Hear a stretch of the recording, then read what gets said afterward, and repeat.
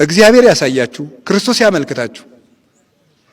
ዛሬ ማታ በልተነው አሰር ለሚሆን እንጀራ የሰው ልጅ ታንቆ ይገደላል፣ ተገሎ አደባባይ ላይ ይጣላል። ለኛ የሚደረግልን ምህረት ምን አይነት ነው? ሰማያት ተከፍተው ዝናብ ማዝነማቸው የእግዚአብሔር ትዕግስቱ ባያልቅ ነው። እንደኛ ያለ አረመኔ ያለ፣ እንደኛ ያለ ክፉስ አለ? መጨካከናችን ልክ አልፏል። እግዚአብሔር ዛሬም ፀሐይን ያወጣል፣ ዝናብን ያዘንማል። ዘመዶቼ እግዚአብሔር በዓመት አንድ ጊዜ መተን የምንቀልድበት አምላክ አይደለም።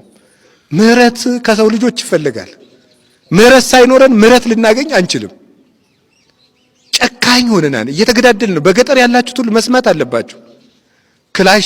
ክላሽ ይዞ ማስቀደስ አለ፣ ቅዳሴ አለ። ነፍስ የገደለባችሁ ሰው ቢኖር ያንን ነፍስ የገደለባችሁን ሰው ስለገደላችሁት የሞተው ሰውዬ ይመለሳል?